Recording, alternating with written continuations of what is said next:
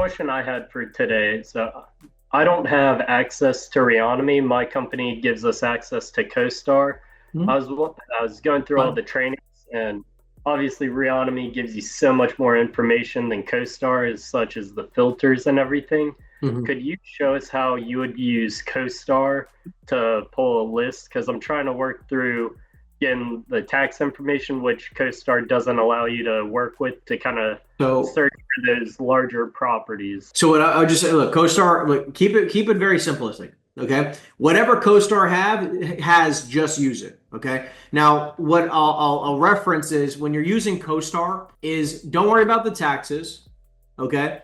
But still sort by the range in which it's sold and square footage. Though, like, so I like to just again, like, it's sort of just like, you know, best way I can explain it is instead of trying to use other softwares the same way you'd use others, just use it for what it's decent at, right? So like CoStar has some decent data. It's not horrible. It's not the worst, right? But it just has to be done slightly differently. So I would recommend you do it through not sold within the last 5 or 10 years minimum. You could do 20 if you want to start, right? So ideally, the farther back it hasn't sold, the better. Property sizes of probably minimum 10,000, maybe minimum 20,000 square feet and see what comes up, right? I mean, like you don't have to go through crazy amount of filters. Like obviously, we would prefer to also make sure that the property owner only owns one or two properties at most if you could find it. If they bought it for a cheap price per square foot many years ago, like you want to avoid the people who bought the property for 100 a foot 25 years ago. You know what I mean? But sometimes CoStar doesn't have those types of filters. So like if you can't work it that way, you can't work it that way. So, but it's still, I guess, whatever as simplistic filters as you can give it that match as much as you can match, do those. Because and the cool thing with CoStar, which is another reason why CoStar is actually halfway decent, is that you can pull unlimited records, right? It's 500 at a clip, but it's unlimited records. You can do it unlimited amount of times. So, Exactly. so what you could do and what we've done in the past is that we'll do like, let's say you do hasn't sold in 20 years. Okay. And let's just say that you have 4,000 records. And what we'll do is that we'll basically pull the same, that 4,000, but we'll pull it 500 at a time, right? So we'll keep edging up the square footage. So we'll say 20,000 feet. So we'll do 20,000 and 30,000 feet is 492. We'll take those 492 and then we'll do 30,000 and 35,000. Take those next. You know what I mean? And we'll just keep going until we can pull the entire amount. Okay. Perfect. Cool. Thank you. You got it, man. Great question. I got a quick question. Have you dealt with, just had an inbound lead this morning, a guy who came across a church. I haven't dealt with like a church in years, basically. Basically, they can get it for no mortgage on it. They can partner with the church, get it for free. He's like, well, it's a partnership play, maybe. I haven't done anything with low income tax credits. Like have you messed with that at all, or have any good On a few contacts? occasions, not many. What are Okay. they suggesting? Basically, it's in an area where, like, when I was used to own like small multifamily, it's a good area, developing area in Philly. It's a 24,000 square foot church. You could do almost 40 units by right. It looks like 30,000 foot view looks like a pretty interesting project. They have no idea what to do with it, and like I'm familiar with the area. I'm just trying to figure out if looking at it from aside from what you can do by right, just with like market rate units and just putting money into it. I'm trying to figure out if, like, I don't even know any attorneys who have done any tax credit type deals, but for this kind of building, I think it'd be available. It's a very nice historic building, which it's rare to find something that, they have no debt on it and they're just willing to contribute. Yeah. Awesome. I mean, that's a rare find. Yeah, Um, super rare. Yeah, so I can try to make some phone calls to a few of my partners who maybe have a little bit more experience with tax credit situations, maybe like an attorney or two, and see if we can do that. But I would probably recommend, talk to the town and just see like, hey, like, what do you want to see here, right? Like, try to get a better understanding. In some instances, some towns are like, we don't want to see apartments, right? Like, we don't. This one you can do it by right, and that's like the only play I would even do here. Like Philly has this thing where all 99% of the churches are literally zoned multifamily. So like that's pretty much the play Cool. because getting a variance is a nightmare. Yeah, Um, I get that. But yeah, yeah, if you happen to have anybody, I'm gonna start looking too. Just figure I'd throw it out there because no, no, no worries. Sure, yeah. I'll double check. Awesome. Well, Thank you. thanks, buddy. Alex, I saw Rob. I know you had your hand up as well. We'll come to you as well. Anyway, what's up, Alex? Yeah, when you in Reonomy doing searches, when I search, I put the max properties in portfolio. So I'll set that to 4, for example, Okay. but it still pulls up guys with 10, 20 properties in their portfolio. Hmm. Maybe I'm doing something wrong here. Okay. Anyways, let's you're saying that if you go here, you go to owner and you go to property max and you put like 3, you're saying it still pulls up people who own more than 3 properties. Yeah, yeah, for sure. Here's the thing. Okay. I'm gonna stop sharing for a second. What you probably are gonna find, okay, but I'm more than I'm thinking about this. Because again, Reonomy is not a perfect software. Okay. It's not a perfect software at all. So what you're probably noticing or seeing is that the people who have more than the amount that you're marking, they have them in separate LLCs. So it's not technically to the person. It's just this specific owner, like 123 Main Street LLC, has 4 properties or less, which is true. But then what happens is that then you have like John Smith, who owns maybe 4 or 5 different LLCs with 4 or 5 different properties in each LLC. Yeah, Right? that's probably what it is. So that's probably at least the way I'm thinking that it's occurring. I mean, again, it's not a perfect software, so like it could just be a bug in it, and there's a small issue or something like that. But that's just what comes to mind. Yeah, okay, that makes sense if it's fair enough. Yeah. Rob, what do we got? Hey Henry, real quick, I know commercial condos are not something you're really interested in. I've done a couple deals with them, and I'm actually negotiating for a couple for myself.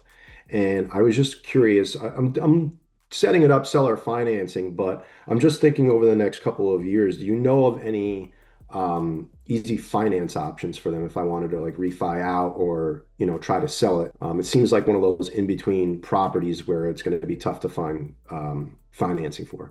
I'll connect you with my personal commercial lender. Okay, thanks. Appreciate that. All right. Yeah, no worries. I mean, look, I want you to understand. It's not that I hate them. Okay.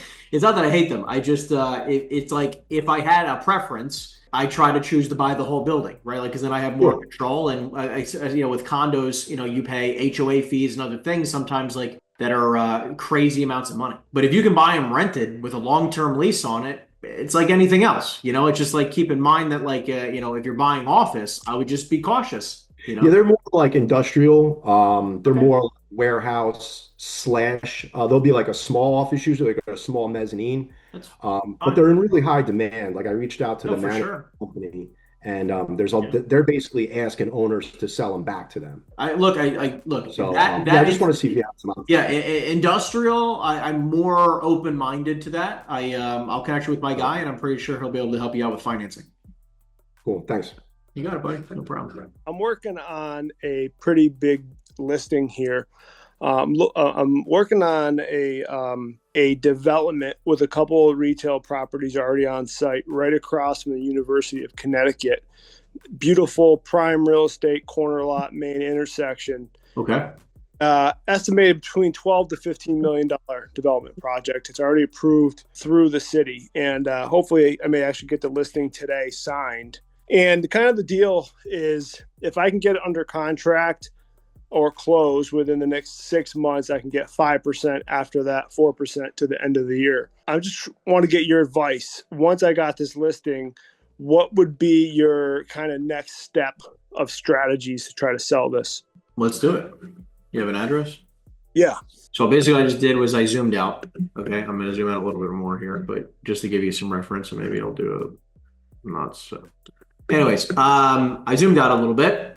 Right now, I'm going to look at properties that have sold. Right, last sale date recently, and I want to see if anything stands out. Okay, well, this stands out. I don't know how accurate this is, but $40 million for whatever that is. I don't know if that's actually.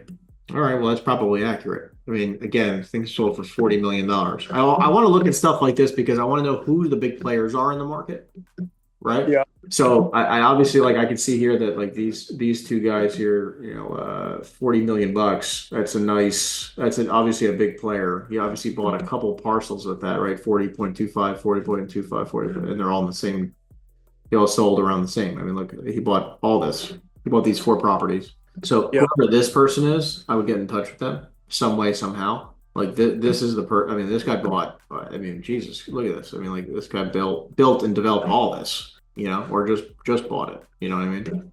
Like that person here, like this is the person get in touch with. Whoever this person is, whoever you're going to find it, like this person is one of the biggest players in the market. Now, obviously, the developer who bought it in 2012 might also be a person who you might want to find out who built this property, the developer. That would be another route. Let's see who else we have in this market who we like. Nothing standing out too much. Like I'm trying to see what sold for over to. There you go. I mean, this one sold for $14 million. Yeah, so this one looks like it's going to be a development deal as well. Yeah, there's a lot of good development happening right now there, and this probably like one of the prime spots. Yeah, I would give this guy a call too. I mean, obviously his phone number's not here, but I get a hold of Paul Siegel. He owns this LLC.